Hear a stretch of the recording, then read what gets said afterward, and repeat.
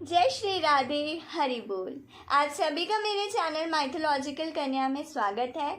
आज की वीडियो में हम जानेंगे मोरकुटी कहाँ है, मोरकुटी का क्या महत्व है और मोरकुटी से जुड़ी कथाओं के बारे में मैं आज आपको बताऊंगी।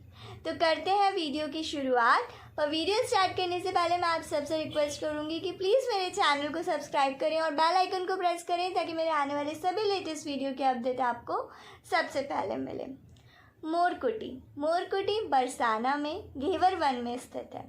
ये एकमात्र ऐसा स्थान है जहाँ श्री जी आज भी स्वयं जाती हैं और सिर्फ उन्हीं को अपने साथ लेकर जाती हैं जो उनके प्रिय होते हैं। तो शुरू करते हैं कथा। ऐसा जैसे आप सब ने ही सुना होगा, बोला जाता है कि वृंदावन बरसाना से वही जा सकते हैं जिसे स्वयं राधा रानी का बुलावा होता है, राधा रानी बुलाती हैं। वैसे ही मोरकुटी के लिए एक बात प्रचलित है कि मोरकुटी के दर्शन से उसी को मिलते हैं जिसे स्वयं श्री राधा रानी का स्नेह प्राप्त होता है। श्री राधा रानी जिस भक्त को सबसे ज़्यादा प्यार करती है, श्री राधा रानी उन्हें ही वहाँ प्रवेश देती हैं। आप आज भी अगर जाएंगे तो वहाँ के जो पुजारी जी हैं उनका मानना है कि सब बरसाना आते हैं, श्री जी टेम्पल का दर्शन करते हैं, पर सिर्फ 2% भक्त ही होते हैं जो मोरकुटी के दर्शन पा पाते हैं। तो आज मैं आपको मोरकुटी के महत्व के बारे में बताऊंगी ताकि आप जब भी अगली बार बरसाना जाएं तो मोरकुटी के दर्शन ज़रूर करके आएँ। ये बहुत ही पावन पवित्र दिव्य स्थान है जिसके दर्शन हर कृष्ण भक्त को करना चाहिए। तो करते हैं शुरू कथा को। एक बार की बात है, घेवर वन में श्री राधा रानी कृष्ण जी एक दूसरे का श्रृंगार कर रहे थे। घेवर वन ये वो स्थान है जहाँ श्री राधा रानी ने कृष्ण जी को पति के रूप में स्वीकार किया था और आज भी ऐसा माना जाता है कि यहाँ पे श्री राधा रानी कृष्ण जी एक दूसरे का श्रृंगार करते हैं। रोज़ की तरह श्री राधा रानी कृष्ण जी एक दूसरे का श्रृंगार कर रहे थे। श्री राधा रानी ने कृष्ण जी से बोला, कान्हा तुम मेरे श्रृंगार का वर्णन करो। तो कृष्ण जी ने बोला, नहीं राधे, पहले तुम मेरे श्रृंगार का वर्णन करो। तो श्री राधा रानी ने बोला, श्याम मैं तुम्हारे श्रृंगार का क्या वर्णन करूं? तुम तो साधारण सा मोर मुकुट पहनते हो, एक पीताम्बर धारण करते हो और एक साधारण से आभूषण धारण करते हो। तुम मेरे श्रृंगार के बारे में बताओ कि मैं कैसी लग रही हूँ। तो कान्हा जी ने बोला कि राधे तुम्हारा जो सौंदर्य है वो शरद पूर्णिमा के चंद्रमा के समान है। ये बात सुन के राधा रानी को क्रोध आ गया। राधा रानी मान गई, मतलब गुस्सा हो गई, बोलने लगी कि तुमने मुझे चंद्रमा से कैसे कंपेयर कर लिया? चांद तो बढ़ता घटता रहता है और साथ साथ में जैसे कि हमें पता है चंद्रमा में दाग है, तो तुमने मुझे चांद से कैसे कंपेयर कर लिया? ये बोलकर राधा रानी मानगढ़ में जाके बैठ गई। आज भी मानगढ़ में मंदिर है जहाँ पे ऐसा माना जाता है कि ये श्री जी का वो टेम्पल है जहाँ पे श्री राधा रानी कृष्ण जी से गुस्सा होके बैठी थी।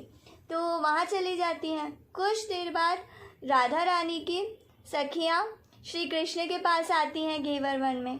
वो देखती है कृष्ण जी भी राधा जी के बिना बहुत दुखी है और राधा रानी भी कृष्ण जी के बिना बहुत दुखी हैं। तो ललिता सखी जो श्री राधा रानी की परम सखी हैं, वो श्री कृष्ण से पूछती हैं, कान्हा तुम्हें क्या हुआ? तो श्री कृष्ण बोलते हैं, सारी बातें जो हुई वो श्री कृष्ण ललिता सखी को बताते हैं। इसके बाद ललिता सखी श्री राधा रानी के पास मानगढ़ में जाती हैं। श्री राधा रानी भी ललिता सखी को सारी बातें बताती हैं। उसके बाद श्री राधा रानी मनी मन ललिता सखी को देखती हैं और ललिता सखी समझ जाती हैं कि राधा रानी की क्या इच्छा है और राधा रानी की इच्छा ललिता सखी श्री कृष्ण को आके बताती हैं कि राधा रानी चाहती हैं कि तुम एक मोर का रूप धारण करके उनके पास जाओ और उन्हें मनाओ, उन्हें रिझाओ। जैसे हम जब जिससे प्यार करते हैं तो हम चाहते हैं कि जब हम उनसे गुस्सा हो रूठे तो वो हमें मनाए। वैसे ही हमारी राधा रानी चाहती थी कि अब मेरे कृष्ण मेरे श्याम मुझे मनाने आए, मुझे रिझाएं।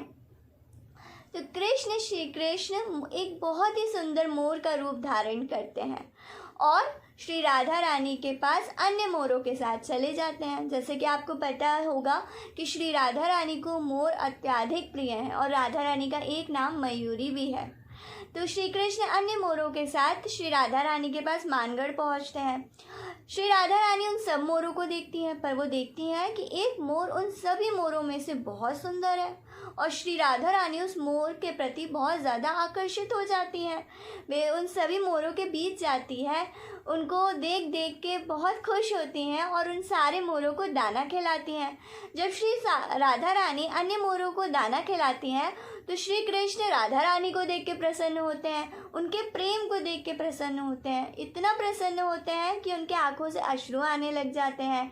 इसके बाद श्री राधा रानी कुछ समय के बाद श्री कृष्ण के आकर्षण उनके इतने सुंदर रूप में ऐसे खो जाती हैं कि उन्हें देखती ही रहती हैं।